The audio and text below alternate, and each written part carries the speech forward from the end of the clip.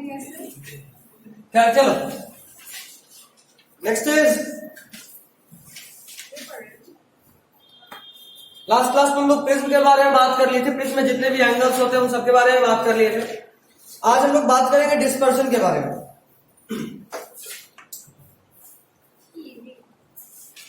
Dispersion क्या होता है? Dispersion Scattering of light. White light in circle.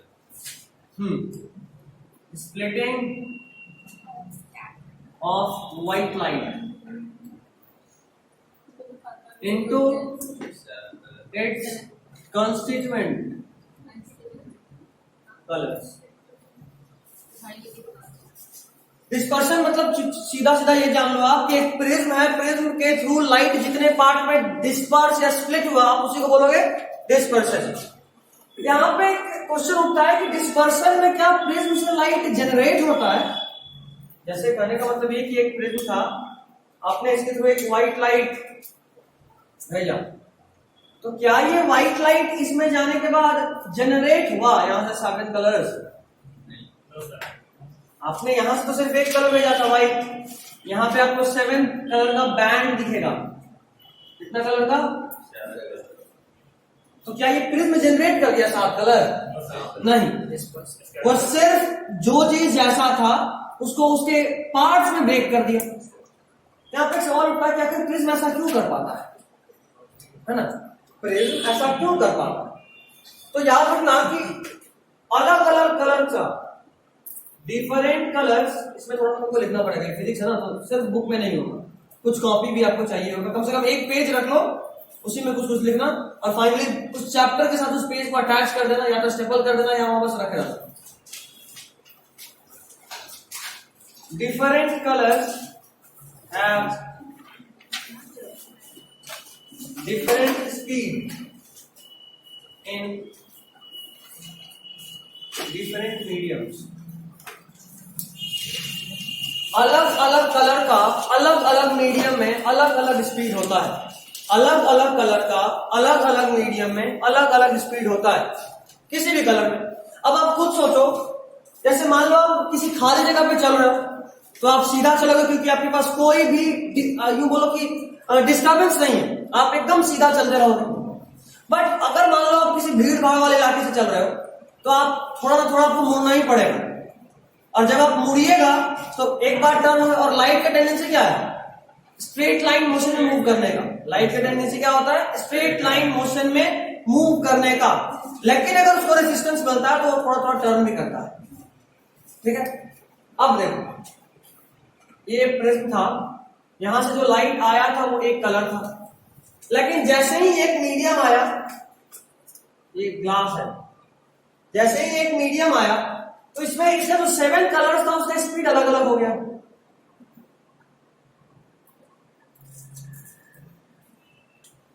ठीक, एक बात आपको बताओ, जब आप किसी खाली जगह पे चल रहे हो या भीड़ भाड़ इलाके में चल रहे हो तो सबसे ज्यादा कौन मुड़ेगा? जो सबसे तेजी से चलेगा या जो सबसे धीरे से चलेगा? जो सबसे धीरे से। तेजी वाला तो जो सामने आया उसको भी हटा के सीधा ही बढ़ेगा। तो वही तो बात है ना, जितना आराम आराम जाएगा बीच में उतना लोग मिलेगा, और जितना लोग मिलेगा उसको उतना बार टर्न करना पड़ेगा। समझे? जो तेजी में उसको तो जरा भी गैप मिला निकल लिया, वो कम से कम मुड़ेगा। पर जो धीरे धीरे चल रहा है उसको जितना जो समझो ऑब्स्ट्रकल्स मिलेगा उतना बढ़ेगा, और जितना टर्न किया उतना अपने एक्चुअल एंगल से उसका डेविएशन होगा। कल बात किया था ना कि लाइट का टेंडेंसी इधर जाने, बट थोड़ा ना थोड़ा सबको मुड़ना ही पड़ रहा है क्योंकि दूसरा मीडियम है, यहाँ खाली था, यहाँ तो पड़ेगा। बट जो सबसे ज्यादा तेजी में निकलेगा वो सबसे कम मुड़ के निकलेगा, और धीरे से जाएगा वो सबसे ज्यादा मुड़ के निकलेगा।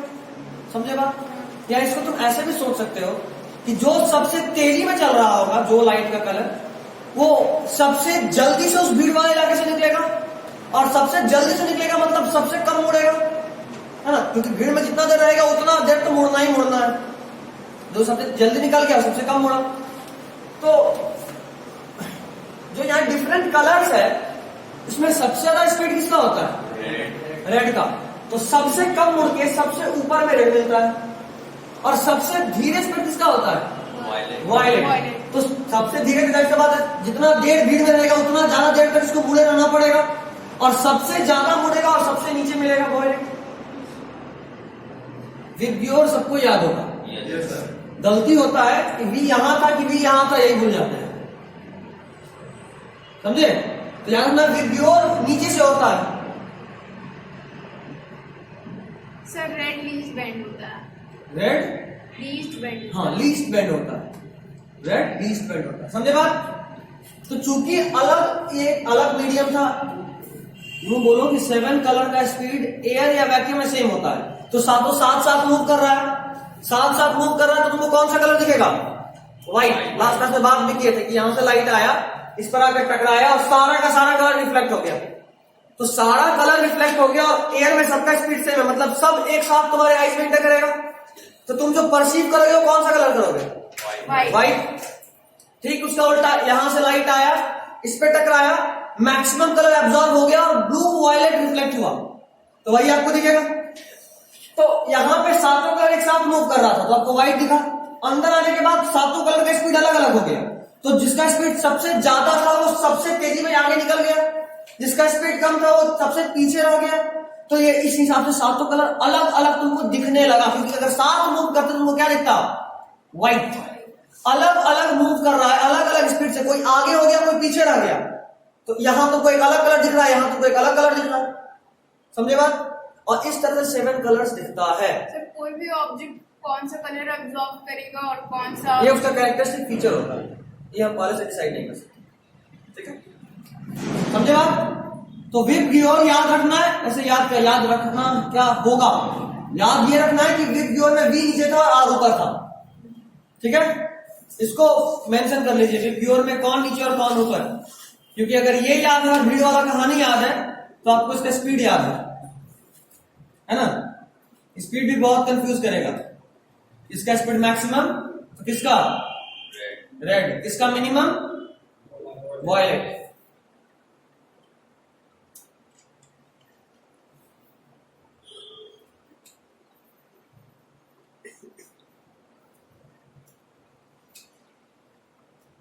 हो गया इतना? चलिए अब जो पूछ रहे हैं वो बताइएगा। मैक्सिमम डेविएशन किस कलर का हुआ? वायलेट का। Minimum deviation? रेड का।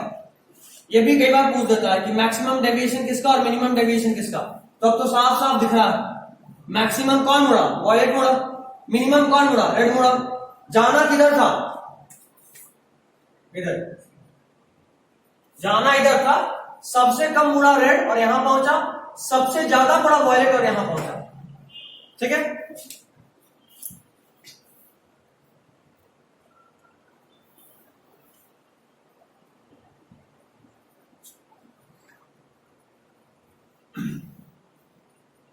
ठीक है यहां तक?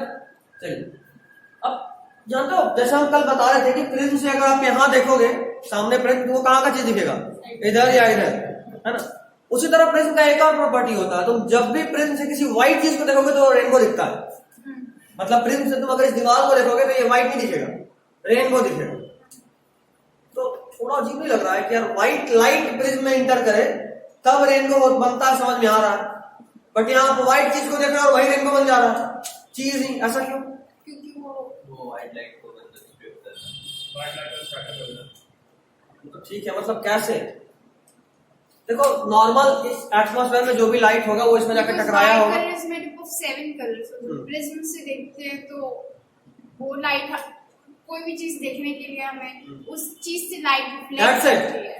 मतलब अगर हम इसको देख रहे हैं तो लाइट इसमें आके टकराया होगा, टकराने के बाद सातों कलर रिफ्लेक्ट हुआ होगा तभी ये व्हाइट है, और सातों कलर रिफ्लेक्ट हुआ होगा मतलब व्हाइट लाइट रिफ्लेक्ट हुआ होगा। व्हाइट लाइट रिफ्लेक्ट हुआ, प्रिज्म में आया, प्रिज्म में आने के बाद वो 7 बैंड में टूट गया, और टूटने के बाद तुम्हारे आईज में इंटर किया तो कितना कलर बनाया? 7। तो तुमको ये क्या दिखेगा? रेनबो। 7 कलर्स मतलब रेनबो। और अब यही बात समझा रहे थे कि कोई चीज क्या होता है और क्या दिखता है में कई बार फर्क होता है ना? बताए भी थे कि कोई चीज व्हाइट क्यों है, कोई चीज ब्लैक क्यों है, कोई चीज कलर्ड क्यों है, बात किए थे ना कल इस बारे में। और अब ये भी समझ लो कि हम सिर्फ रिफ्लेक्टेड रे देखते हैं या इमेज देखते हैं, ये भी कल बोले थे कि आज तक ऑब्जेक्ट तो कोई देखा ही नहीं, हम तो सिर्फ इमेज देखते हैं। अब देखो उसका सबसे बढ़िया एग्जांपल यही है, ये व्हाइट था, अगर हम इसको देख रहे थे तो क्या देखते? व्हाइट, बट हम इसका इमेज देखें और इसका इमेज मतलब यहाँ से जो रिफ्लेक्टेड रहता है वो हमारे आई में जो इमेज बनाया हम वो देखे तो हमको तो वो रेनबो दिखा, जब प्रिज्म से देखे तो इसलिए हम बोले कि ये रेनबो है, बट एक्चुअली में तो ऐसा नहीं, हम सिर्फ इमेज देखते हैं, सिर्फ और सिर्फ इमेज। क्या ये हो गया। एक टर्म आता है स्पेक्ट्रम, तो बताएगा क्या होता है। 7 bands of color. एक बार ज्यादा खुशी में शब्दों का आगे पीछे होना लाजमी बात है, तो उससे मीनिंग ही बदल जाता है। Splitting of color in its component. हाँ, the band. तो डिस्पर्सन पूछे स्पेक्ट्रम क्या है। The band of 7 colours. लिखिए ऐसे लिखना क्या है बुक में होगा पेज 193 जहां पे लिखा हुआ फिगर 11.5 उसके जस्ट लेफ्ट साइड में the band of coloured component of a light beam is called its spectrum. मिला। Yes, sir. मैंने क्या बोला था सर? उल्टा बैंड बाद में कर दीजिए, कलर पहले कर दीजिए। Color is band. अभी तो हम बोले कि कब से आगे पीछे होने से मतलब बदल जाता है। बैंड का कलर थोड़ा ना होता है, Band of colors. ठीक है।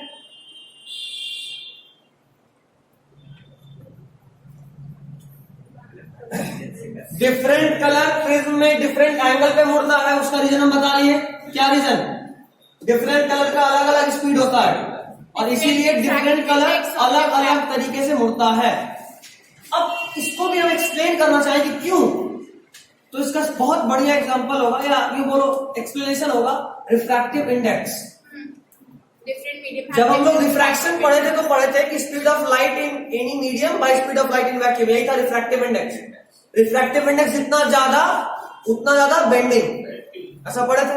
तो अगर आप देखो ना, अगर अलग अलग कलर का अलग अलग स्पीड है तो जाहिर सा बात है अलग अलग कलर का सेम मीडियम के लिए अलग अलग रिफ्रैक्टिव इंडेक्स होगा, मतलब अलग अलग कलर अलग अलग एंगल से मुड़ेगा, और अगर अलग अलग एंगल से मुड़ेगा तो जाहिर सा बात है अलग अलग डिस्पर्स हो जाएगा, और डिस्पर्स हो गया तो बिल्कुल उनको अलग अलग सेपरेट कर बैंड्स के फॉर्म में दिख रहा है। समझे बात? समझे नहीं समझे? Yes, sir. नहीं? अरे यार तुम ट्राई करो। हाँ तो हमेशा ऐसे ही बोलता है, तो समझ गए बहुत सीरियसली। नहीं समझा फिर बोलता हाँ सर। अरे यार अगर नहीं समझे तो कोई बात नहीं, आज के क्लास के सेकंड पार्ट या शायद नहीं समझे सर, जिसका वेवलेंथ ज्यादा होता है वो कम स्पेंड करता है ना। बात करते हैं अभी बात करते हैं। खैर तो अगर नहीं समझे ये जो रिफ्रैक्टिव इंडेक्सेस को रिलेट किए, थोड़ा देर वेट कर लो, आज शायद नहीं हो पाएगा। नेक्स्ट क्लास में पहला टॉपिक यही होगा रिफ्रैक्शन।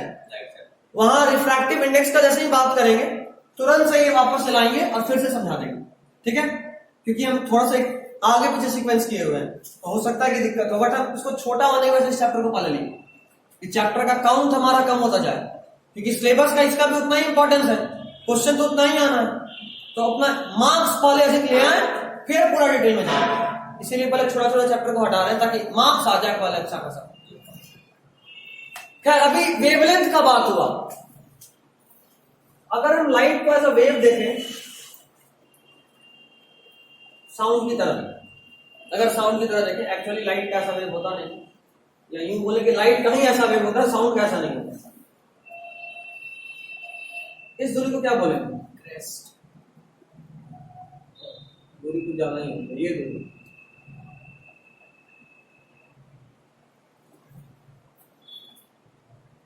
थोड़ा सा माइंड से बात कर रहे हैं ज्यादा थोड़ा ना।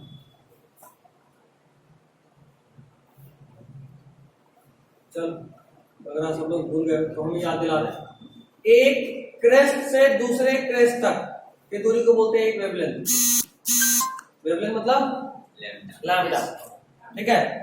और स्पीड का एक फॉर्मूला होता है डिस्टेंस बाय टाइम, ये सब लोग जानते हो। Yes, sir. चलो स्पीड को अगर हम डिस्टेंस बोले, यही तो है डिस्टेंस, लैम्डा, और टाइम, ठीक है? ये स्पीड होगा। अगर हम इसको एक और फॉर्म में लिखें तो स्पीड तो लैम्डा बाय टाइम, और 1 बाय टाइम का भी एक फॉर्मूला हम लोग पढ़ते हैं न्यू। न्यू मतलब फ्रीक्वेंसी, याद आ नहीं से पढ़ते, frequency is equal to 1 by time period.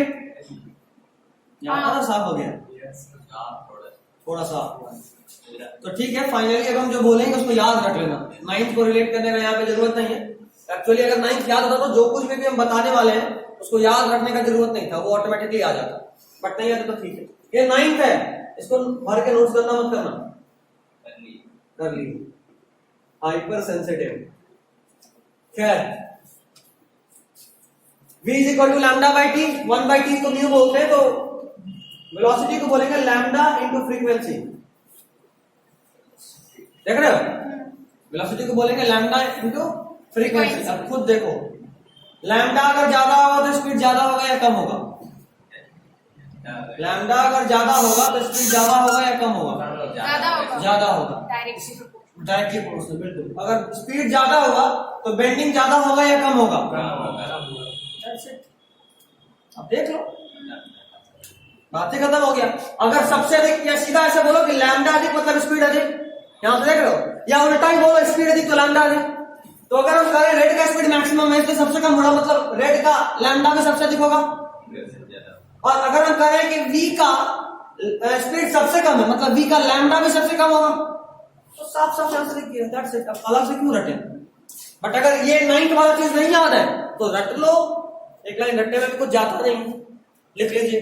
इसको बस लिखिएगा, सिर्फ इसको,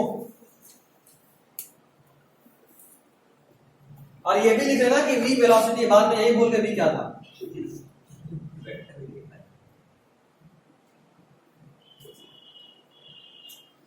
एक्चुअली यही होता है फिजिक्स में, फॉर्मूला याद होता है, u क्या था v क्या था, यही बोल गए।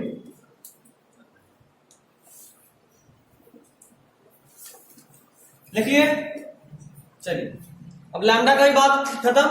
अच्छा, एक और काम कर सकते हो कि यहीं पे एक चीज ये भी लिख लो, इसका लैम्डा मैक्सिमम, और इसमें लिख लो लैम्डा मिनिमम। और एक ज्यादा और मन करा तो ये भी लिख लो v मैक्स, और यहां लिख लो v मिन। हो गया सारा कहानी खत्म।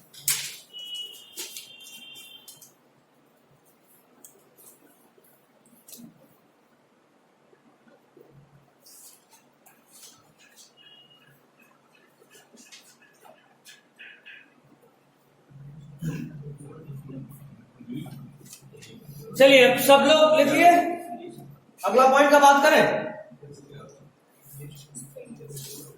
जरा बताना तो, सबसे ज्यादा डेविएशन जिस कलर का होगा उसका लैम्डा मैक्सिमम होगा या मिनिमम होगा? सबसे ज्यादा डेविएशन जिस कलर का होगा उसका लैम्डा मैक्सिमम होगा या मिनिमम होगा? मिनिमम होगा। समझ रहे हो बात? हाँ। कैसे रिलेट कर सकते हैं? तो बिल्कुल, अब अगर ये याद है तो पूरा प्रश्न साफ। वायलेट का डेविएशन ज्यादा है इसलिए इसका डेविएशन ज्यादा मतलब स्पीड कम, स्पीड का मतलब लैम्डा कम। बात करिए। डेविएशन ज्यादा। चलिए नेक्स्ट देखो, पहला दिन शायद कोई बोल रहा था कि न्यूटन का सेब क्यों नहीं गिरा, क्या सेब गिरा तो शुरू हो गया। कौन बोल रहा था? शायद साजन मम्मी था, याद आ गया। तो न्यूटन यहां भी नहीं छोड़े हैं, हर जगह अपना टांग घुसाई दिए। हम लोग भी करेंगे सर परेशान। बोल तो नहीं क्या, कोई बिहारी बने बढ़िया साइंटिस्ट। दमनवा मंगलवा रिएक्शन थोड़ा अंग्रेज भी याद करें। बहुत गंदा परेशानी। अंग्रेज बोलेगा भी वैसे बोलेगा, व्हाट इज मंगलवा रिएक्शन। समझ में नहीं आएगा बोल क्या रहा है। ऐसे से सब लिखेंगे ना सर, उसको भी ना समझ आए। बिल्कुल, बदला लेना है एकदम, खून का बदला खून। फॉर्मूला का बदला फॉर्मूला, लॉ का बदला लॉ।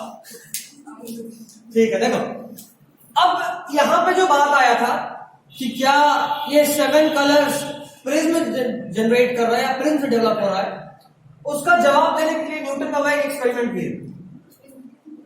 हाँ, न्यूटन, बाबा न्यूटन एक व्हाइट लाइट को यहां से एंटर किए, ऐसा बात है वो व्हाइट लाइट स्प्लिट कर गया होगा 7 कलर्स में, और उसके बाद ठीक एक और दूसरा प्रिज्म रखे।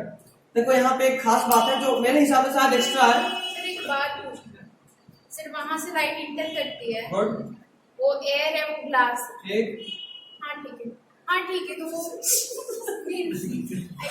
तो वहां से एयर से लाइट इंटर करती है, फिर ग्लास। मेरे ही क्लास वाला मेरे ही से पूछ रही है जो हम तुमको उसमें बताए थे, क्या नाम है, ग्लास लैब में।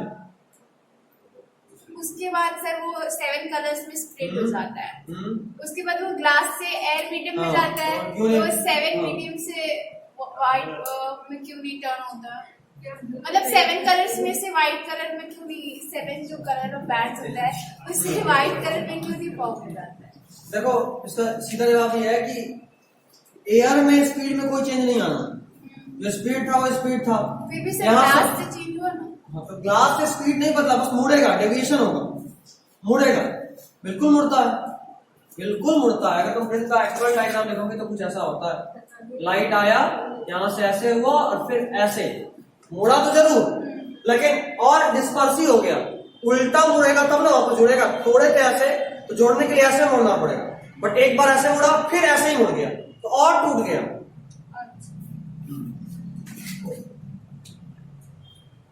अच्छा यहाँ पे एक खास बात, ये एंगल ऑफ प्रिज्म जो यहाँ था वही एंगल ऑफ प्रिज्म यहाँ भी होना चाहिए, तभी ये व्हाइट लाइट बन के निकलेगा।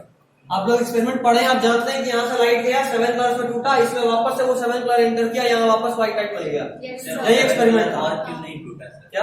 वो 7 कलर और क्यों नहीं टूटा सर? क्योंकि हम ये प्रिज्म उल्टा रखे हैं, ये जैसे तोड़ा था ये उल्टा था, उसको वापस जोड़ दिया सर उसको ऐसे रखेंगे तो तो और टूटेगा। कौन से कलर? टूटेगा मतलब डिस्पर्स होगा, जो पहले इतना बड़ा बैंड बना था फिर इतना बड़ा बैंड बनेगा। सर एयर में सर जब 7 कलर गया तो सर हायर डेंसिटी से सर लोअर में गया, बिल्कुल। फिर लोअर से सर डायरेक्टली 7 कलर उसी स्पीड में कैसे जाएगा सर प्रिज्म में? लोअर से 7 पर डायरेक्टली मतलब Split हो गया सर, ये वाला जा रहा है। व्हाइट लाइट गया ना सर एयर में, यहाँ व्हाइट लाइट। अरे व्हाइट नहीं सर 7 कलर हाँ, ठीक है। निकला सर, वही स्पीड में वो कैसे घुसेगा कि एकदम एग्जैक्ट व्हाइट लाइट निकल जाए? यहाँ पे जो स्पीड था एयर में स्पीड में कोई चेंज हुआ? फ्रिक्शन की वजह से हो सकता नो, एयर में स्पीड चेंज होता तो व्हाइट लाइट यहाँ से भी बन जाता रेनबो। अगर मान लो यहाँ तो बहुत कम दूरी है, सन से जो लाइट आ रहा है व्हाइट इतना दूरी चल के आ रहा है तो फ्रिक्शन तो कंसिडरेबल हो जाएगा, तो वहां तो उसको पहुंचता पहुंचता रेनबो बन जाना था। समझ रहे हो बात? ऐसा नहीं होता क्या? तो व्हाइट लाइट यहाँ से गया, यहाँ 7 कलर्स में ब्रेक किया, वही 7 कलर वापस एक दूसरे प्रिज्म में एंटर किए, ये उसको फिर से जोड़ा और व्हाइट लाइट। यहाँ व्हाइट था, यहाँ अगेन व्हाइट है। इससे ये बात प्रूफ हुआ कि white light is made up of 7 colours, क्योंकि आपको जो यहाँ बैंड दिख रहा है एक्चुअली में वही बैंड जब वापस से रीयूनाइट हो गया तो फिर से क्या मिला? White light. और अभी जो बात बोल रहा था कि इतना मुड़ा, उसके लिए ये बोले कि एंगल ऑफ प्रिज्म सेम होना चाहिए। एक्चुअली में कोई चीज कितना डिस्पर्स हो रहा है वो डिपेंड करता है एंगल ऑफ प्रिज्म पे। तो जितना ये डिस्पर्स कराया था उतना ही रिज्वाइन कराया, सेम थीटा था इसलिए, ठीक है, सेम थीटा था इसीलिए ऐसा हुआ। अगर ये अलग अलग होता ना तो हो सकता है ये ज्यादा तोड़ता और ये थोड़ा कम मोड़ता तो व्हाइट नहीं मिलता। कलर्स कंबाइन करता लेकिन 7 कलर से मान लो 2 कलर में हो जाता या 3 कलर में हो जाता, लेकिन व्हाइट नहीं मिलता। समझे? व्हाइट इसलिए मिला क्योंकि जितना ये तोड़ा था उतना ही जोड़ दिया। ठीक, फेविक्विक से मस्त प्रचार इसका बनेगा, तोड़ो और जोड़ो, एक्चुअली जोड़ दिया। खैर न्यूटन तो न्यूटन थे, उनका इतना शांति संबंध उभरने वाला था नहीं, है ना? और है नहीं, हम बता रहे हैं। वो देखो क्या किए। अच्छा जरा बताओ एग्जैक्टली बीच में कौन सा कलर है?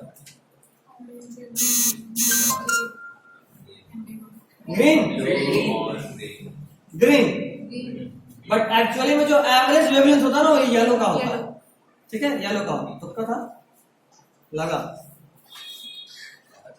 खैर देखो यहाँ पे फिर वो एक प्लेट डाल दी, ओपेक ऑब्जेक्ट डाले बीच में, देख लो स्क्रीन है ये।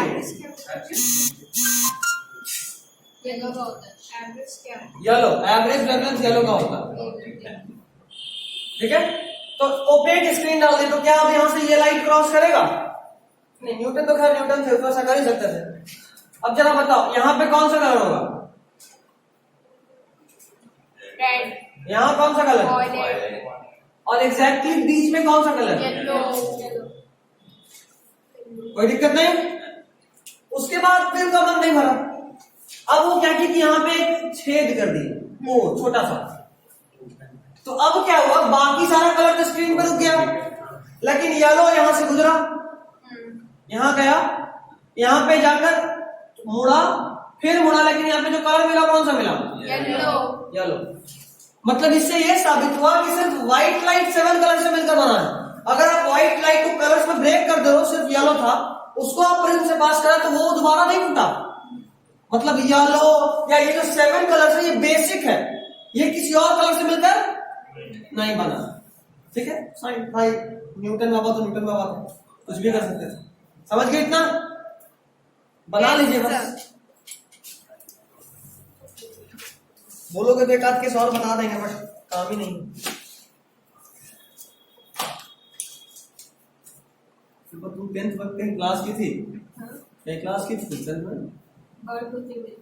बाहर कुछ नहीं। सर स्क्रीन जो रखा है सर वो उसके बीच में रखा है कि वो लास्ट में रखा है? कहीं भी रखो, हमको बस यहाँ से येलो लाइट पास कराने के लिए स्क्रीन डाले हैं, बाकी कलर को रोक देना, येलो को पास कराना है, बस मेरा यही है।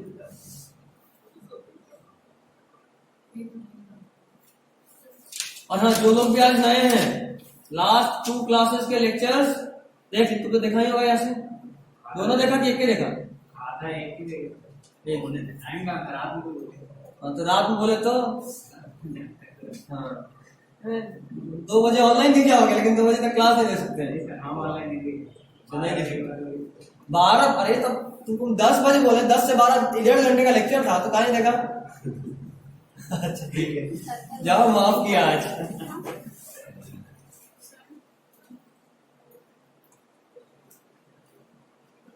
ये चैप्टर बहुत बोरिंग है। हाँ? अभी मजा आएगा, लाते हैं मजा। जब तक क्वेश्चन आ रहा होता है ना बोरिंग होता है, जब क्वेश्चन नहीं आ रहा तो फिर मजा आने लगता है। अभी देखो मजा लाते हैं, पकड़ के लाते हैं मजा को, कहाँ भाग के जाएगा।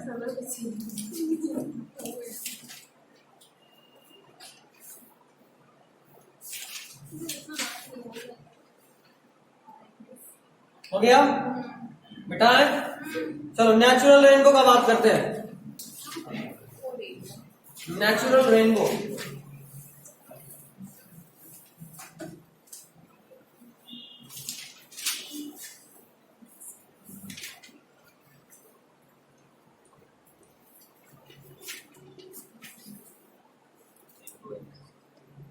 आज आपका शेड्यूल लेकिन बहुत हैक्टिक होने वाला नहीं? 12:30 तक यहाँ रहोगे, फिर 4 बजे से फिर हम मिलेंगे। यहाँ नहीं भाई, लेकिन ठीक है, जरूरी है।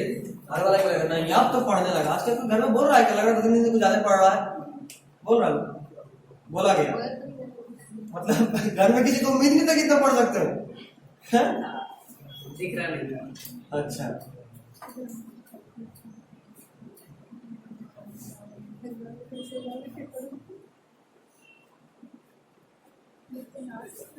और रात में अगर कोई ऑनलाइन मिल गया बाबू, आज बता दे रहे हैं, तो रात में भी हम क्लास लगाते हैं।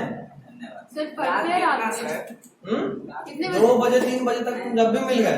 सर पढ़ते रहते इस वक्त? तो पढ़ते रहते तो फोन से नहीं पढ़ते हैं, फिर साइड ऑनलाइन नहीं मिलने चाहिए।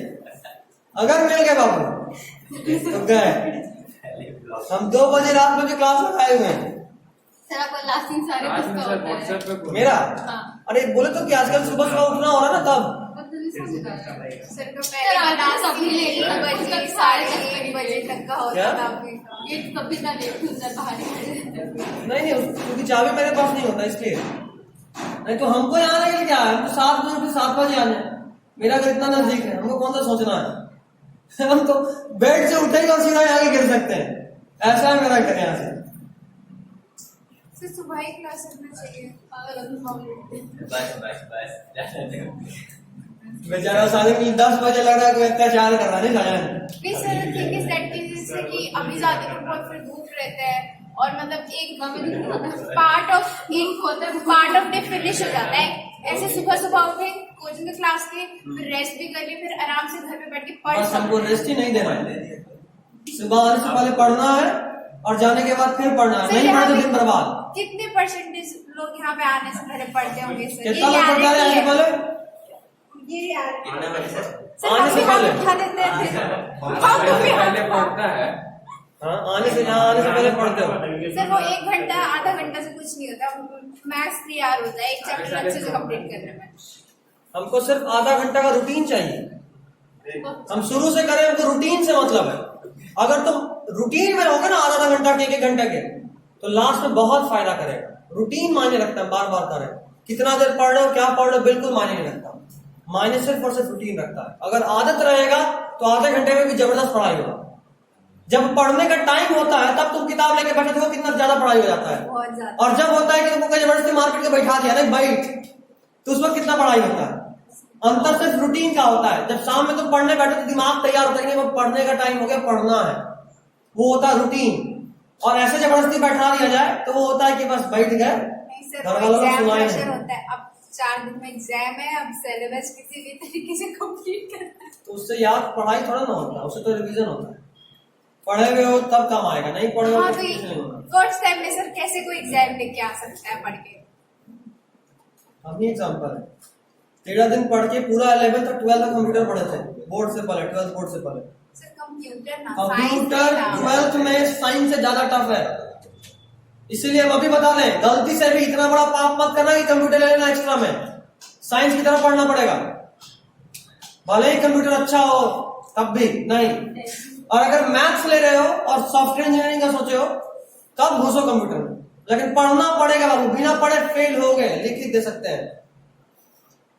बहुत गंदा है कंप्यूटर 12th तो का। सर साइंस सब्जेक्ट में क्या ले? क्या सभी सालों की कंप्यूटर पढ़ाई नहीं है। कोई बात नहीं, हम 11th 12th का बात कर रहे हैं, 10th का बात ही नहीं कर तो रहे। सर साइंस सब्जेक्ट में क्या ले? बहुत सारा है, पेंटिंग ले लो, पीएचई ले लो। पेंटिंग में टेंशन ले लो, एकदम टेंशन नहीं लेना है। स्कूल वाला छपाएगा। 70 मार्क्स का प्रैक्टिकल फ्री में मिलेगा, सिर्फ 30 नंबर के लिए एग्जाम देना है।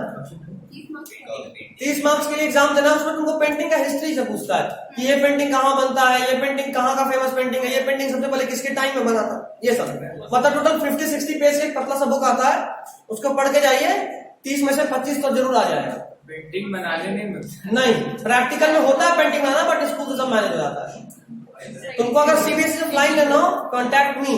ऐसा ऐसा मेरे पास कॉन्टैक्ट है कि 11th का एग्जाम तुम्हारे क्वेश्चन और कॉपी दोनों तुम्हारे पास आएगा, घर में बैठ के एग्जाम दे लेंगे। फ्लाइंग, हाँ, सर क्योंकि उसका कोई वैल्यू नहीं है। क्या पावर पॉइंट? हाँ, लेने से पहले एक बार जरूर बात कीजिएगा। फेमस जरूर है, बट वहाँ बहुत नौटंकी है। हाँ सर, पता है, पूरा पता है उसका नौटंकी क्या है। सर वो लोग ये पहले 11th में बुला ले एग्जाम देने के लिए, फिर एडमिट कार्ड नहीं देते, और बहुत कुछ होता है। वो तो हर फ्लाइंग की जगह होता है, सब लोग अपना सेफ्टी के लिए तुमको कुछ नहीं देगा, ताकि तुम ये साबित ना कर सको कि तुम स्कूल से फ्लाइंग हो। सीधा बोर्ड के समय एडमिट कार्ड तुमको मिलेगा, और एग्जाम देने के बाद तुमको सारा पेपर मिलेगा। बट उसका टेंशन पता है क्या होता है इसका, पावर पॉइंट का? इसका एक्चुअल स्कूल जो एफिलिएटेड है वो नौबतपुर से है, हाँ, तो प्रैक्टिकल का एग्जाम नौबतपुर में होगा। मतलब ये कि एग्जाम के 4 दिन पहले तुम प्रैक्टिकल का एग्जाम देने नौबतपुर जाओगे और आओगे। कर लोगे एग्जाम के 4 दिन पहले? जितना तो यहाँ से एम्स है उतना ही एम्स से डबल आगे नौबतपुर है। सॉरी नेवरा है, नौबतपुर बोला, नेवरा है। और दो क्या मेरा स्कूल में पढ़ रहा था। एस राजा, किड्स इंटरनेशनल एस राजा का दूसरा भाई। इसका तो अलग ही है, किड्स भी और हाई भी। सर पागल स्कूल से हटना। किड्स इंटरनेशनल हाई स्कूल, तो किड्स भी बोल रहा और हाई भी बोल रहा, दोनों एक साथ बोल दिए। अच्छा बड़ा दोनों पढ़ता है। इसीलिए सर अभी गुड एक्सप्लेनेशन है। क्या कोई नहीं, चलो अब रेनबो का बात करते हैं। देखो एटमॉस्फेयर में जो रेनबो बनता है वो एक्चुअली में रेन ड्रॉप से बनता है। जो small droplets of water atmosphere में फ्लोट कर रहा होता है, उसके थ्रू लाइट पहले, जरा सीक्वेंस बताओगे? सब लोग तो पढ़े हुए होंगे ना। रेनबो कैसे बनता है? सनलाइट पड़ता है तो लाइट उससे रिफ्रैक्ट करता है और वाटर ड्रॉपलेट फ्रीजिंग की तरह वर्क करते हैं। ठीक है, और सनलाइट की जो कोई रेज, पढ़ के नहीं आया था? सर सनलाइट की जो रेज ऑफ, पढ़े तो बताओ। सनलाइट की जो रेज ऑफ लाइट है, नहीं पढ़े थे? का काम करता है। सर सनलाइट की रेज ऑफ लाइट Graduation जो हुआ है ना? एटमॉस्फेयर में मॉइस्चर 15 दिन एक्स्ट्रा। 4 दिन को 15 हुआ था, 4 दिन हुआ था तो अब 5 ये सर आपको हम कैलकुलेट करके इसको बताए। गए। नहीं। अच्छा क्या है? सर सबसे सनलाइट, अच्छा एक बात याद रखना, जो नेचुरल रेनबो बनता है वो सन जिधर होता है उसके अपोजिट साइड में बनता है या उसके साइड में बनता है? उसके अपोजिट साइड में बनता है। सोच लो। उसके अपोजिट साइड में बनता है। उसके अपोजिट साइड में बनता है। कंफर्म? कंफर्म। क्योंकि जो सनरेज है वो जाती है, उसके बाद जो एटमॉस्फेयर में मॉइस्चर होता है, यानी कि रेन ड्रॉप्स जो भी होता है वाटर, वो प्रिज्म की तरह एक्ट करता है और वो व्हाइट लाइट को डिस्पर्स करता है 7 कलर्स में और उसको बना देती है। चलो 2-3 पॉइंट देखो। सबसे पहला, it is form due to dispersion of sunlight. देखना पहले अंडरलाइन करवाना होता तो हम नहीं करा लेते अगर सेम ही होता तो। It is form due to refraction, dispersion, total internal reflection and refraction of sunlight. वापस से बोल रहे हैं, it is form due to refraction, सबसे पहले लाइट का रिफ्रैक्शन होता है, रिफ्रैक्शन कॉमा डिस्पर्शन, उसके बाद डिस्पर्शन होता है comma total internal reflection TIR, याद आ रहा है? टोटल इंटरनल रिफ्लेक्शन, डिस्पर्शन के बाद total internal reflection TIR and again refraction of sunlight.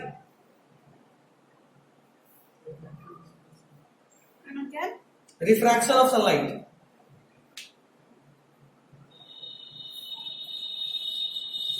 ठीक है, देखो आपका डायग्राम 11.8 दिख रहा है, ये डायग्राम यही दिखा रहा है। वापस से देखो, यहां देखना, यहां देखना, सनलाइट आया, जैसे ही सनलाइट आया वो जो रेन ड्रॉप था वो किसकी तरह एक्ट करने लगा?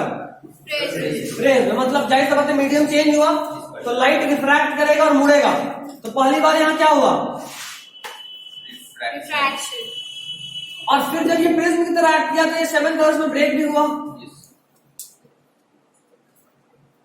अब जब लाइट का रे यहां पहुंचा तो यहां पे उसमें टोटल इंटरनल रिफ्लेक्शन हो गया। रिफ्लेक्शन आपको पता है, टोटल इंटरनल रिफ्लेक्शन भी आपको पता है। रिफ्लेक्शन किससे होता है, मिरर से या लेंस से? मिरर। क्या? और टोटल इंटरनल रिफ्लेक्शन लेंस। पक्का? बोलने का जरूरत ही नहीं था, पहले ही पता था। फेस और लिप रीडिंग में बहुत माहिर है, तो क्या बोल रहे हो तुम्हारे लिप्स के मूवमेंट से पता कर सकते हैं, भले आवाज ना आ रहा। और दूसरा तुम्हारा फेस वो बता देता है कि तुमको आ रहा है नहीं आ रहा है। खैर, तो यहाँ पे टोटल इंटरनल रिफ्लेक्शन लेंस में होता है। एक्चुअली में जब भी मीडियम चेंज होता है ना, इसे तो पहले ही बोल दी कि तुम कर, तो जब भी मीडियम चेंज होता है तो कई बार लाइट रिफ्रैक्ट होता है, बट अगर एंगल ऑफ रिफ्रैक्शन बहुत ज्यादा हो गया तो, और या यूं बोलो कि अगर angle of incidence critical angle के बराबर हो गया तो लाइट जिस मीडियम में आया था उसी मीडियम में वापस लौट जाता है, मतलब रिफ्लेक्शन हो जाता है लेंस से भी। ठीक है, अभी जो बोले समझ में आया तो ठीक है, नहीं तो बस कल। सर प्लीज रिपीट कीजिए। एक बार और से रिपीट करें। टोटल इंटरनल रिफ्लेक्शन अभी बस नाम जान लो, अगले क्लास में मतलब डिटेल पढ़ना है तो वापस 2 बार टाइम वेस्ट क्यों करेंगे, एक बार में पढ़ेंगे, कल ही पढ़ेंगे। तो टोटल इंटरनल रिफ्लेक्शन मतलब लेंस से भी लाइट का रिफ्लेक्ट हो जाना। लेंस में नॉर्मली रिफ्रैक्शन होता है, बट टोटल इंटरनल रिफ्लेक्शन एक ऐसा केस है रिफ्रैक्शन का जिसमें लाइट रिफ्लेक्ट हो जाता है। ठीक, तो यहां से लाइट रिफ्लेक्ट हो गया। हाँ, प्रिज्म मतलब कि ये जो रेन ड्रॉप था इसका ये वाला एंड पे रिफ्रैक्शन हुआ, बीच में डिस्पर्शन हुआ और ये वाले एंड पे क्या हो गया? Total internal reflection. इसको TIR भी बोलते हैं। सर वाटर ड्रॉपलेट लेंस की तरह भी वर्क करता है। हाँ, प्रिज्म भी एक तरह का लेंस तो है। एक्चुअली में लेंस या प्रिज्म अपने आप में कुछ नहीं होता, सिर्फ और सिर्फ वहां चेंज इन मीडियम और एंगल का खेल है। कैसे क्या, जब पढ़ेंगे वहां तो जानेंगे। तो यहां से लाइट लौटा और यहां पे फिर से वो रिफ्रैक्ट करता है। एक्चुअली में ये चीज आपको पता होना चाहिए, आपका एनसीईआरटी डिटेल में इसको लिखा है। आपका एनसीईआरटी इस बारे में लिखा है कि एटमॉस्फेरिक रेनबो फॉर्मेशन जो है वो लाइट के 3 मेजर इवेंट्स को फॉलो करता है। यहाँ रिफ्रैक्शन भी होता है, यहाँ रिफ्लेक्शन भी होता है और यहाँ डिस्पर्सन भी होता है। रेनबो फॉर्मेशन के लिए रिफ्लेक्शन, रिफ्रैक्शन और डिस्पर्शन तीनों ही होता है। कहाँ क्या होता है हम आपको इस डायग्राम से दिखा दिए। और सीक्वेंस आपसे पूछ सकता है, सबसे पहले क्या हुआ, रिफ्रैक्शन, उसके बाद क्या हुआ, रिफ्रैक्शन, डिस्पर्शन, फिर क्या हुआ, और लास्ट में फिर से क्या हो गया, रिफ्रैक्शन। सीक्वेंस याद रखिएगा, बहुत इंपॉर्टेंट है। एनसीईआरटी दिया है, पता नहीं आपको मिला नहीं मिला। डिस्पर्शन ऑफ लाइट और इंटरनल रिफ्रैक्शन, रिफ्रैक्शन ही दिया है नहीं, फिगर 1.8 दिख रहा है, लिखा हुआ, डायग्राम नहीं बोल रहे हैं, लाइन में। It is again comes out of the rain drop finally, नहीं रुको, they refract and disperse the incident sunlight, मिला। तो रिफ्रैक्ट मतलब रिफ्रैक्शन, उसके बाद डिस्पर्स किए, dispersion the incident light, then reflected internally, मतलब इंटरनल रिफ्लेक्शन का बात हुआ, टोटल इंटरनल रिफ्लेक्शन। उसके बाद देखो, and finally refract it again when it comes out of the rain drop. मिला, सीक्वेंस मिल गया, refraction, dispersion, reflection and again refraction when comes out of the rain drop. मिला सीक्वेंस। छोटा छोटा चीज इग्नोर कर देते हो तुम, खाली घस के रखिए, याद ही नहीं। फिर ऐसे पढ़ने का क्या फायदा, पढ़ो तो याद रहेगा। जब ये तो ये लिटरेचर है, इसको तो मेमोराइज करना है। अच्छा, अभी लिटरेचर लग रहा है, अभी नहीं लग रहा है। हाँ, अभी खुद पढ़े तो लिटरेचर लग रहा है। साइंस ढूंढो जरा, उसमें क्या है, हर चीज में साइंस है, साइंस में कुछ भी फॉर्मेशन नहीं ऑफ होता। रेनबो में इस चांस से याद है। ये वो बुक है जिससे हमको नफरत है, एसन, अच्छा, गैलेक्सी वर्मा, वो भी बेकार है, सेलेना, बेकार है। मार्क्स सर को एनसीईआरटी से ना मिलता है। नहीं, उसके अलावा साइड बुक में हम पढ़े हैं, लेकिन एसन ऐसा बुक था कि हम खरीद लिए थे, तुम लोग इतने स्टार्टिंग में हमको नहीं पता था, खरीद लिए, खरीदने के बाद कभी पढ़े नहीं, नया का नया रखा रहा। और इस साल ही तो दिए थे सबको, तुम्हें लोग में से तो बांटे थे। हाँ, एक उधर बांटे थे, ज्ञानी में जाके बांटे थे, सब नया भी था, इससे बोले भी थे कि नया है, तो बांट दिए थे। जाहिर सी बात है, इससे तुमको नफरत है। देखो एक साइड बुक मेरे पास अभी भी है 10th का, प्रदीप, सर आप ये पढ़ते थे, दिनेश है। दिनेश प्रदीप सब सेम ही है एक तरह, या तो एसके जैन ले लो या दिनेश ले लो। अभी अभी नहीं, आप क्या करोगे लेकर, अब तो हो गया। पहले बता रहा था ना। पहले तुमको मिलना था ना। सर रेनबो जो फॉर्म होता है वो सर्कल फॉर्म होता है या फिर आता डिपेंड्स, डिपेंड करता है कि कहाँ पे लाइट कितना रिफ्रैक्ट हुआ है, क्योंकि सन का डायरेक्शन फिक्स नहीं ना है, सन मूव कर रहा होता है, तो किस टाइम में बारिश हुआ इस पर डिपेंडेंसी हो जाता है। एंगल क्या बन रहा है, कितना लाइट इंटर कर रहा है तो कितना बनेगा, डिपेंड्स। ठीक है, अक्सर सर्कल नहीं बनता, अक्सर ऐसे करके ऐसे बनता है। हाँ, क्रिसेंट शेप बनता है। जिस शेप का अर्थ है, जिस शेप का मून दिखता है एक्चुअली, जो तुम डायग्राम में बनाती हो, मून कभी गोल बनाया, ऐसे बनाता है, चांद सितारा वाला चांद, क्रिसेंट शेप वैसा बनता है। खैर ये भी हो गया। अब भाई गेस यहाँ कुछ है नहीं।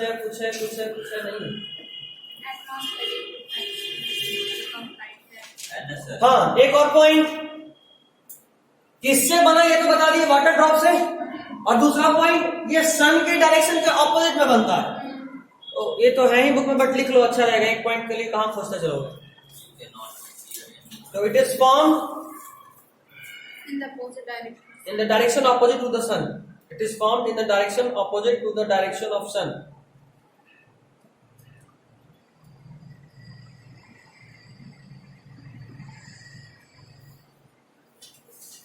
अच्छा एक बात बताओ, तुम लोग खाना कितने बजे खाते हो, लंच? 3 तो अलग ही टाइम है। हाँ, दोपहर वाला पूछ रहे 3 बजे कौन खाता है, 3 बजे तो शाम हो गया, 1 से 2 काफी है, 2 बजे तक तो ठीक है, 2:30-3 मत जाओ, 2 बजे तक खा लो। खाने का टाइम एकदम सही होना चाहिए, तभी मैक्सिमम उससे आउटपुट मिलता है। 2 बजे खाने के बीच का गैप भी होना चाहिए। कितना डिपेंड करता है कि कितने बजे उठते हो। नाश्ता 9 बजे से पहले कर लिया करो, 9 बजे उठा, डिपेंड्स। इधर उठ रहे सर तब तो नाश्ता नसीब ही हो रहा है सर, उसको नाश्ता भी नहीं करता सर, सीधा देता ही नहीं था कि भाग अभी सो के उठ रहा, काम ना दाम, नाश्ता करेगा, भाग यहाँ से, यही हाल है, यही हाल था। सीधा इसको लंच करता है। 2 बजे तक लंच, अच्छा 3 बजे तुम लोग लंच करते हो फिर कोई टेंशन नहीं है, तब तो 3:30 से क्लास लगाते हैं। नहीं तो अगर हम 4 साढ़े 4 के कितना लोग खाना खा के सो जाएगा। Yes sir. फिर मस्त क्लास के बाद उठेगा सर क्लास। तो दोपहर में सोता कौन है? अरे सो एक सी देखो देखो देखो कैसे कोई सो सकता है? मैं जल्दी उठ के 8:30 बजे उठ गया।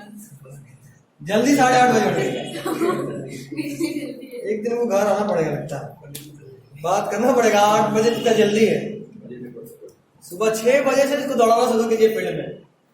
देखिए अच्छा कभी सुबह उठ के देखे 5 बजे के आसपास। जिस दिन सुबह 5 बजे उठ के बाहर निकल जाओ उस दिन दिन बहुत जबरदस्त हो जाता है। बहुत जोश बस वापस सो जाओ। नहीं, 2 कारण से। दोपहर में नींद बहुत आती है। वो अलग बात है, बट 2 कारण से। पहला, सुबह का हवा और शांति जो होता है ना, बहुत मस्त लगता है, हाँ वो तो है। बहुत जबरदस्त, और उससे एनर्जी दिन भर का बहुत हाई रहता है। दूसरा चीज, दिन इतना लंबा लगेगा कि लगेगा दिन कितना टाइम है मेरे पास। अभी जो टाइम पे कमी लग रहा है ना, वो नहीं लगेगा। रात में तुम कितना भी पढ़ लो लेकिन कम ही लगता है कि यार टाइम कम है, तुरंत 1 बज गया, 12 बज गया, सोने का टाइम हो गया। बट एक दिन तुम सुबह 5 बजे 5:30 बजे भी उठ जाओगे ना, तो उस दिन लगेगा दिन इतना बड़ा है कि मेरे पास टाइम ही टाइम है, क्या करें, ऐसा फीलिंग आएगा, क्या करें। नहीं होता है सर, नहीं होता, करके देखो। ये है सर। थोड़ा टाइम। सुबह उठे हो, हाँ, उसके बाद 4 4:30 बजे 5 बजे और उठते के सीधा बाहर। सर भागे सर, मोहल्ला में सर पूरा और तुम्हारे मोहल्ला में ऐसा मतलब मोहल्ला नहीं सर, ये जो अभी रोड है ना सर, यहीं पे ढलने के लिए निकलते थे सर। और मतलब बात करते करते जाते थे सर, हल्ला करते जाते थे, शांति नहीं मिलता था। हो गया फिर दोपहर में सर नींद आ रही है सर, जाने के क्या टहल रहे, वो भी टहल रहे बगल में। तुम बताना क्या करो। सुबह सुबह निकलो, मंदिर देख लिए, मंदिर से अंदर घुस जाओ, शिव मंदिर, शिव मंदिर के अंदर जितना जा सकते हो जाओ, हाँ जितना जा सकते हो जाओ।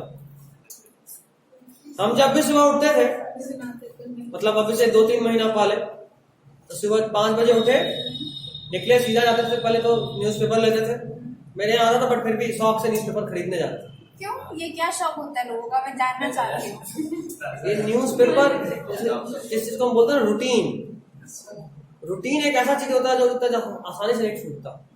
इसको आदत है न्यूज़पेपर पढ़ के उठने का, कितनों बजे उठे न्यूज़पेपर पढ़ेगा, तभी नहीं टूटेगा। इसको चाय का आदत है, तो उसको रात के 3 बजे भी चाय पिलाओगे तो बोलेगा सुबह हो गया, और 12 बजे तक भी चाय नहीं दोगे तो बोलेगा अभी तक तो सुबह कहाँ हुआ यार। ये होता है रूटीन। हम इसी रूटीन में तुमको पढ़ने के रूटीन में ढालना चाहते हैं, इसलिए बोलते हैं आधा घंटा ही पढ़ो लेकिन पढ़ो। रूटीन का ताकत तुम देखिए हो, बस अपने पे यूज नहीं करते। तुम जानते हो रूटीन का ताकत। इसको 4 बजे सुबह उठने का आदत है ग्रैंड पेरेंट्स, तुम उनको घड़ी स्लो या फास्ट कर दो, फिर भी वो एग्जैक्टली एक्चुअल 4 बजे ही उठेंगे बिना अलार्म के। ये होता है रूटीन। सर, जो बचपन से रूटीन फॉलो करने की कोशिश कर रहे हैं और फॉलो ही नहीं हो पा रहा है, मतलब 10-11 जो आदमी खुद से हार जा रहा है, दूसरे से क्या जीतेगा? खुद से पहले जीतना है। अपना रूटीन फॉलो नहीं कर पा रहे, दूसरे से खा जैसे कि रूटीन बहुत स्ट्रिक्ट रूटीन नहीं लेना, बार बार कर रहे हैं। जितना अपना लेवल उतना ही रूटीन बनाना है। तुम 7 बजे उठते हो डेली और रूटीन बनाओ कि आज हम 3 बजे उठ जाएंगे, तो खा कर ना उठोगे। तुम 8 बजे उठते तो 6 बजे का टारगेट करो, 5 बजे का नहीं। तुम्हारे औकात के बाहर कीजिए 5, 6 बजे का सोच के चलो। ऐसे ही काम होता है, रूटीन का बहुत ताकत है। 5 बजे तक जागना आसान है सर, पर उठना मानते हैं तुम्हारे मुंह में, हमको भी यही लगता था, बट जब जिम्मेवारी आता तो सब कुछ हो जाता है। जिम्मेवारी लेना सीखना होगा। जिम्मेवारी था तो आज से पहले हम भी यहाँ क्लास होने से पहले 9:30-10 बजे उठते थे, 6 बजे उठने लगे, एक ही दिन में उठने लगे। प्रेशर आएगा अपने को। स्कूल आता है तो ऑफ कोर्स सब कोई उठती है ना 5 बजे 4:30 बजे। उठ के जाना है, पढ़ना है, फिर स्कूल स्कूल का यही तो खास बात होता है, रूटीन में ढाल देता है। लेकिन सर एक समय बर्बाद हो इतने साल से स्कूल जा रहे, सुबह उठ के एक दिन भी संडे को खुद से तो नींद नहीं टूटी। ऐसा नहीं है, इसका कारण ये है ना कि सैटरडे को सोने से पहले सोच के सोते हैं कल संडे है, उठाया तो लड़ जाएंगे। नहीं ऐसा नहीं है। ऐसा सोच के हम कल संडे है, कोई मेरे कदम में आ गए ना 8 बजे से पहले बता रहे सुबह सुबह घर में हल्ला हो जाएगा, ऐसे धमका के सोते हैं। इसलिए ऐसा होता है। आपको रूटीन अपना बनाना है, खुद से फॉलो करना। अपने आप का रूटीन कभी नहीं टूटना चाहिए, इसलिए रूटीन ऐसा बनाओ जो फॉलो कर सको। एक बार जब रूटीन टूटता है ना तो फिर कॉन्फिडेंस डाउन होने लगता है, और जब कॉन्फिडेंस डाउन होता है तो फिर कुछ नहीं कर सकते। कॉन्फिडेंस बहुत मैटर करता है हमेशा। चलिए अब एटमॉस्फेरिक रिफ्लेक्शन का बात करते हैं। हर बार 5-5 मिनट बात हो ही जा रहा है।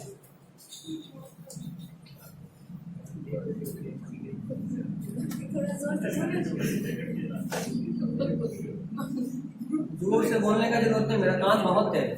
अभी तक सुन नहीं रहे थे। हम अभी भी सुन रहे थे,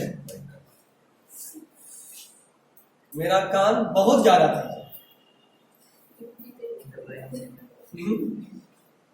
तो कुछ मिसाल है एटमॉस्फेरिक रिफ्रैक्शन मतलब ये कि एटमॉस्फेयर में ऑटोमेटिकली नेचुरली भी बहुत सारा रिफ्रैक्शन होता है। सबसे बढ़िया एग्जांपल है ट्विंकलिंग ऑफ स्टार।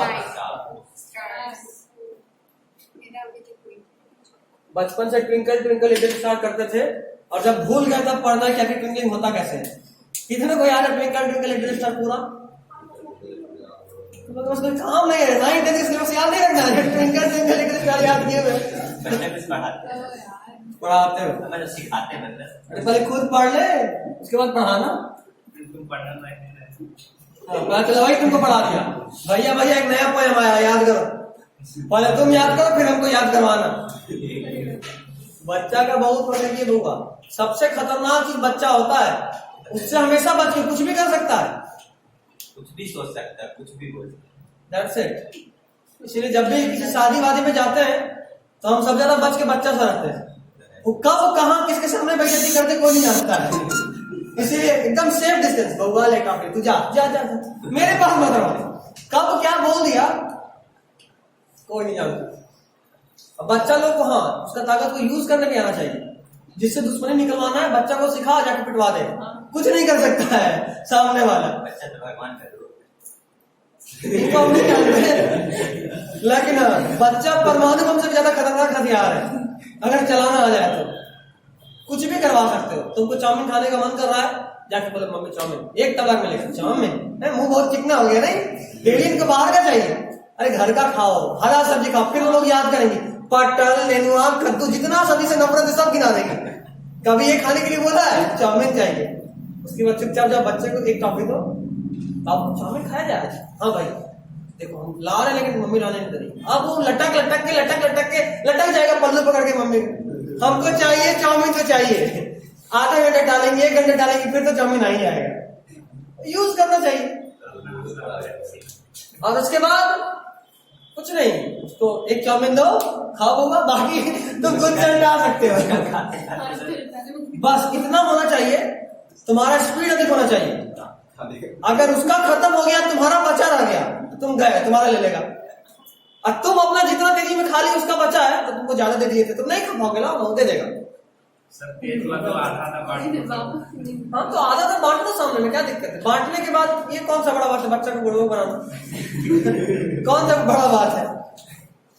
क्या ट्विंकलिंग ऑफ स्टार्स, देखो मान लो यहां से स्टार का लाइट आ रहा है और ये अर्थ है जिसपे हम खड़े हैं, तुम भी खड़े, सब लोग बैठे, तुम बैठे, हम खड़े, और ये अर्थ का एटमॉस्फेयर है। जरा हमको प्रोसेस ऑफ हीटिंग बताइए, कितने मेथड से हीटिंग होता है। हीटिंग, कोई भी चीज हीट जो होता है कितने मेथड से होता है। चलो एक हिंट देते, कंडक्शन और बोलो फ्रिक्शन। फ्रिक्शन कहाँ से, conduction, convention, transfer of heat पूछे। हीटिंग सर कंडक्शन सॉलिड में हीट ट्रांसफर होता है, कन्वेंशन नहीं होता। एक होता है कंडक्शन, एक होता है कन्वेक्शन, और एक होता है रेडिएशन। सॉलिड में हीट का ट्रांसफर कंडक्शन से होता है। फ्लूइड मतलब लिक्विड या गैस, दोनों, लिक्विड गैस दोनों। फ्लूइड मतलब होता है anything which can flow, gas भी फ्लो कर सकता है और लिक्विड फ्लो कर सकता है। तो फ्लूइड्स में हीट का ट्रांसफर कन्वेक्शन से होता है। और रेडिएशन को कोई मीडियम का जरूरत नहीं है, वो ऑटोमेटिकली इलेक्ट्रोमैग्नेटिक रेज के फॉर्म में वो अब तक हीट का एनर्जी को ट्रांसफर कर देगा। तो हमारा एटमॉस्फेयर सॉलिड लिक्विड गैस है, गैस है, वैक्यूम, स्पेस में तो वैक्यूम, हम एटमॉस्फेयर बोले। अच्छा हाँ गैस है, गैस है मतलब यहाँ पे हीट का कंडक्शन कैसे हो रहा होगा, कन्वेक्शन। कन्वेक्शन। पानी को कभी बॉयल होते हुए देखे? हाँ। मतलब तुम लोग भी मेरी तरफ फालतू बोलो। पानी बॉयल होते हुए कौन देखता है यार? खैर अगर देखे हो, चलो फालतू लोग तो फालतू वाला कहानी सुनते हैं। नहीं वो फालतू नहीं था, वो काम का चीज करता था। सुबह सुबह उठ रहे हैं और कहीं भी घूम रहे हैं। अभी तुम्हारे पूरे मोहल्ला में जो है केवल नाला और कचरा है, वहां तुम कहाँ घूमता है? इधर आ जाओ, इधर घूम लो, अच्छा फील्ड मिल जाएगा, पार्क मिल जाएगा। वहाँ मॉर्निंग भी कैसा होना है? खैर हाँ ये भी है, उसके यहाँ तो सुबह अगर नहीं उठे ना तो लोग हल्ला करके उठा देगा। जिस मोहल्ला में रहता है उस मोहल्ला में अगर कोई 8 बजे उठा तो पूरा मोहल्ला दिन भर चर्चा करेगा, अरे फलाना 8 बजे उठा था। वहाँ ऐसे होता है चर्चा। ये भी होता है, मतलब ये गांव का, हमारे गांव का जान है एक्चुअली। एक घर में कुछ हो तो 20 घर बाद पता चलता है कि वहां कुछ हुआ है। और यहाँ शहर में बगल वाले घर में किसी का डेथ हो जाए तो पता नहीं चलता कोई मर गया, जब तक वो कहे नहीं। पता चल भी गया तो मैं बता देते तो मुंह लगे आते हैं, अच्छा मर गए, कोई बात नहीं। ऐसे ये अलग ही टेंशन है। गांव और शहर में यही डिफरेंस है। गांव का भी अलग मजा है। कभी गांव गए? एक तो ये तो इसका तो गांव है ही नहीं शायद, कभी नहीं गए? तुम्हारा भी। बाकी लोग गांव गए? गिरी थी ना स्कूटी से, पूरे एरिया में हल्ला हो गया था। एक लड़की गई थी फोटो स्टेट कराने स्कूटी से, फिर उसका पैर टूट गया। मेरे घर में हमको परसों से इसका एग्जाम्पल दिया जाता, पहचानते नहीं थे। और फाइनली बाद में पता चला यही वो लड़की है जिसका पैर टूटा, पूरे कॉलोनी की लड़कियों को अब हम बता रहे हैं, गांव में ना 3-4 ग्रुप्स होता है। एक बच्चा लोग का ग्रुप है ना, बच्चा लोग का ग्रुप का एक लीडर, एक होता है खबरी जो नजर रखता है, फलना अंकल आ रहे हैं भाग जाओ, बोले दिख गए तो सबको बैठा के पढ़ावेंगे, ऐसा होता है। एक अंकल होते हैं, अच्छा वो दिख गए अब वो छुप जा वरना कोई ना कोई काम तो मिल ही जाएगा, ऐसा। ये सब शादी वाले में ज्यादा होता है, सब लोग अपना एंजॉय करने में होता है। अब 2-3 आदमी होंगे जो अरे इधर आलू बैठ के छील ये होता है लड़का लोगों का। कुछ नहीं तो बैठ के आलू छीलो। अच्छा लड़की लोगों का क्या, उन लोगों का बस इस रूम से रूम करते दिन गुजर जाता है। फलानी आंटी बुलाई कि जरा बेटा वहां गए, ये जरा देखो ये काम कर दो, हो गया। फिर फलानी आंटी बोले देखो ना बाबू रो रहा है, इसको जरा काम है, इसको संभालो। लड़की लोग का यही होता रह जाता है। बच्चा संभालना इजी नहीं होता है सर। तो हम कहाँ कर इजी होता है, बच्चा पकड़ के बाल जब लटकता तो मजा आ जाता है। हम ये भी देखे हैं। अच्छा इतना सब करने के बाद लड़की लोग के पास एक और प्रॉब्लम, दादी लोग, ये लड़की खाली घूमते रहती है। अरे शांति से बैठो, बड़े हो गए हो, गंभीर बनो। ये गंभीर वर्ड सुनते ना मेरा पारा गर्म हो जाता है। अरे गंभीर बच्चा भी बच्चे रहने दीजिए, गंभीर बाद में बनेंगे। अच्छा उसके बाद लड़का लोग का कई बार होता है, हम लोग खासकर लगा कि आज जैसे आज शादी है तो आज तो जबरदस्त काम आना है, और लड़का लोग का हर 5 मिनट पे बाबू जरा मार्केट से लेके आओ, आया अरे यार ये लाया, ये छूट गया, ये लेके आओ, मतलब आओ जाओ यही होता रहता है। तो जब सब लोग थक जाता है तो 5 मिनट बाद पहला गया बाहर रह गया, फिर दूसरा का बजा जाता है, वो कहाँ गया ढूंढो, दूसरा गया वो भी बाहर रह गया। ऐसे करते करते 4 लड़का मार्केट में घूम रहा है। उसके बाद कोई अंकल जो निकलते सबका सब कोई दिख ही नहीं रहा, तब निकले मार्केट में, लेकिन अच्छा फलाना की दुकान पे दिखा था। उन लोगों का नेटवर्क भी जबरदस्त, दुकान फोन करते इसको देखा तो हाँ यहाँ दिखा था। अब फलाना का लड़का खोजते हुए निकले, कहाँ घूम रहा है, पूरे मार्केट में खोज रहा है कहाँ बैठा है सर। लड़का सब एक जगह फोन कर रहे थे, भाई यहाँ आ जा, शांति से चैन का सांस लेते हैं, या तो मंदिर में या किसी बगीचा में या किसी फुलवारी जहाँ पेड़ होता है, आम का पेड़ या कहीं पेड़, जाके आराम से पेड़ पे चढ़ के बैठ के बस बात कर रहे हैं, ये होता है। या फिर गांव में एक और सबसे बढ़िया हॉटस्पॉट होता है, वो जगह जहाँ सबसे मस्त मोबाइल का नेटवर्क आ रहा हो, क्योंकि हर घर में नेटवर्क नहीं आता अच्छे से, सारा टेलीकॉम कंपनी का एक साथ नहीं आता हर घर में। तो एक जगह जहाँ सबसे बेस्ट नेटवर्क को सब पहुंच जाएगा, या मूवी देखेगा या टाइम पास करेगा या गेम खेलेगा, कुछ भी करेगा, लेकिन घर से भागने की कोशिश करता है। तो गांव का अलग ही मजा है। अच्छा पापा लोग का अलग ग्रुप, बाबा लोग का अलग ग्रुप, मम्मी लोग का अलग ग्रुप, सबका ग्रुप होता है। और सबसे मजेदार ग्रुप होता है बच्चा लोगों का, क्योंकि यहाँ एडवेंचर होता है, बचना भी है मजा भी करना है। पकड़ा गया तो वहां पे भी कोई ना कोई अंकल जरूर होंगे जो भले ही आप शादी है, अरे किताब लेके भाई 7 बज गया, मतलब शादी के लिए पढ़ाने के लिए पड़े रहते हैं कि आज भी पढ़ लो, होता है ना सर, हर जगह ये होता है। तो उसका अपना अलग मजा है, और यही इंडिया का पहचान है। इंडिया का पहचान या बोलते ना आत्मा इंडिया का है गांव में, यही कारण है। अभी गांव का मजा देखो, वहां हर कोई जो अनजान है वो भी तुम्हारा फैमिली होता है। यहाँ कोई नहीं, या तुम बगल वाले को अगर किसी को बोल दो आंटी, बोलेगा अरे तुम आंटी दिखते हैं, ये हो सकता है। अब वहां कोई भी दिखे तो चाची बोल दो, चलेगा, नहीं बोले तब सुनोगे। ये अंतर होता है गाँव और शहर में, दोनों का अपना अपना डिफरेंस है। हम लोग भले ही अपना लाइफ बनाने के चक्कर में शहर आते हैं बट लाइफ ही गंवा देते हैं। बहुत बड़ा बात है ये, हम जो फील किए, मेरा जो बचपन हम देखे और जो हम यहाँ देखे, डिफरेंस बहुत है। लाइफ में कुछ भी सिमिलरिटी नहीं होता। जो तुम्हारा, जहां तुम्हारा जन्म हुआ होता है ना, वो जगह तुम्हारे लिए आत्मा होता है। वो जगह कभी नहीं छोड़ना चाहिए, कभी नहीं, कितने भी बड़े हो, कितने भी बड़े क्यों ना बने, अपना आत्मा को छोड़कर कोई भी जिंदा नहीं रह सकता, कभी नहीं रह सकोगे। कितने भी बड़े बनो आज के बाद, कितने भी बड़े बन चुके हो, फिर भी अपना नेटिव प्लेस कभी नहीं छोड़ना चाहिए। क्योंकि जब दिन सबसे बुरा होता है तो काम नेटिव प्लेस आता है। ये कोरोना दिखाया। जो लोग सालों से मुंबई और दिल्ली जाकर बसे हुए थे और उनको खुद को बिहारी बोलने में शर्म आता था कि हम बिहारी बोलेंगे तो सबको कैसे ट्रीट करेगा मुंबई और दिल्ली में, फाइनली वो यहीं आए और क्या बोलते हुए कि मरेंगे तो घर ही जाके मरेंगे, यहां भी मरना वहां भी मरना, बट घर पे मरेंगे। सुने होंगे न्यूज, इतना सब लोग देख रहे थे। कोविड में तो केवल न्यूज ही तो चल रहा था, मूवी देखने का तो किसी को मन ही नहीं कर रहा था, सिर्फ न्यूज। और न्यूज देखने के बाद डरने में भी अलग मजा, और इससे भी ज्यादा डराने में मजा। भाई भाई तेरे घर के पास केस मिला, सामने वाला भाई सही में, ये अलग टेंशन है। तो पानी अगर बॉयल होते हुए आप देख रहे हो तो आप देखोगे लेयर्स के सामने गर्म होता है। सबसे पहले सबसे नीचे वाला लेयर गर्म हुआ, जैसे ही वो गर्म हुआ उसका डेंसिटी कम हुआ, वो ऊपर गया, और उसके बदले ऊपर से एक नीचे लेयर आया, वो गर्म हुआ, फिर वो ऊपर गया। समझ लो, तो लेयर्स में गर्म होता है। देखो हीट आया कहां से, सन से।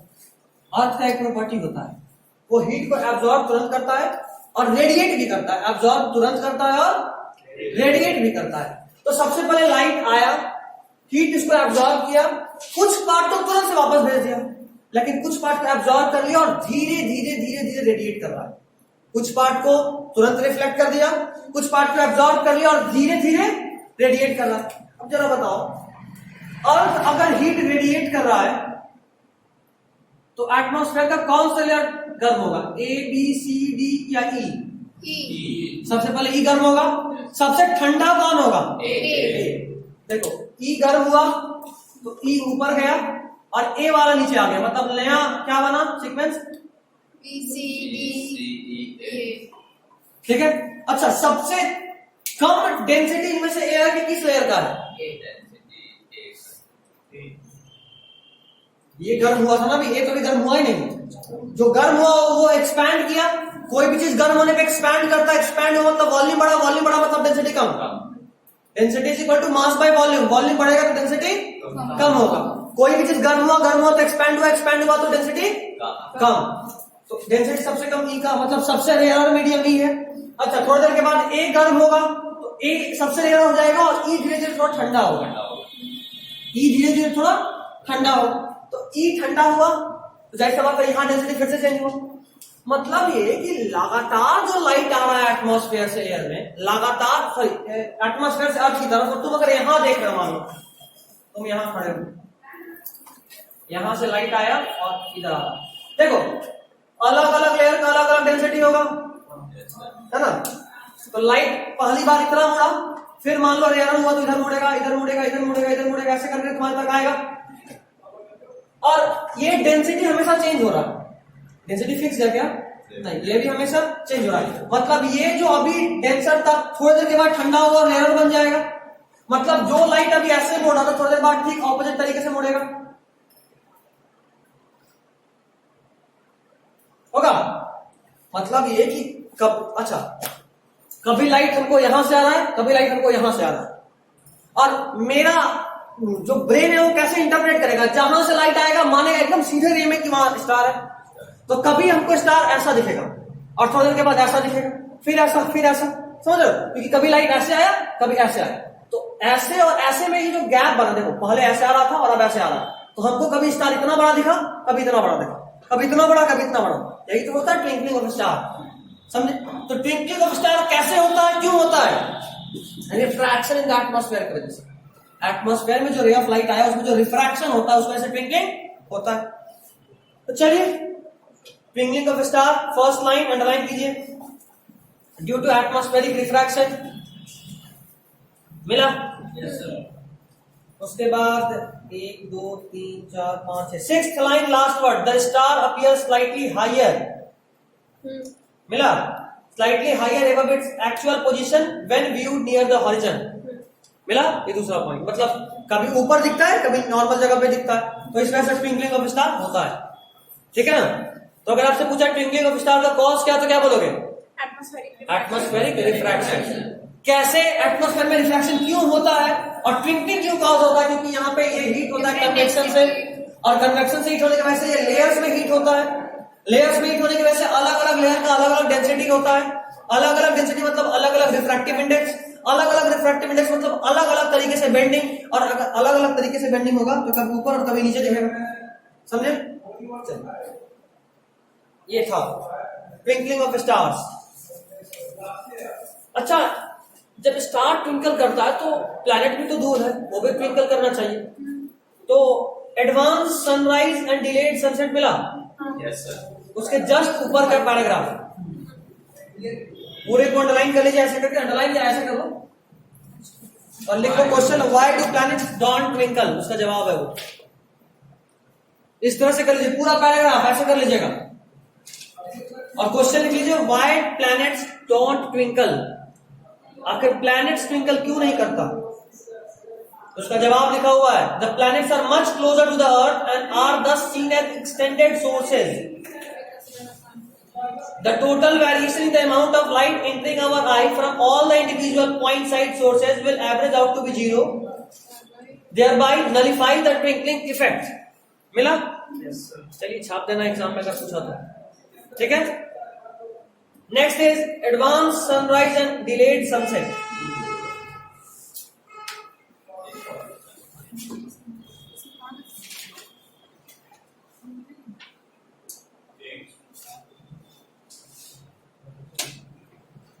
अच्छा, तुम लोगों को ब्रेक भी चाहिए ना? क्या कहते हो, शाम में इसको खत्म करेंगे या फिर, क्योंकि अभी तुरंत मैथ्स तुम्हारा स्टार्ट होगा तो लगातार हो जाएगा, क्योंकि आज लेट हो गया तो चैप्टर में भी दिक्कत है, रिफ्लेक्शन तो बहुत छोटा सा है, ये आज खत्म हो जाएगा, मतलब स्टोरेज फुल। क्या स्टोरेज फुल हो गया,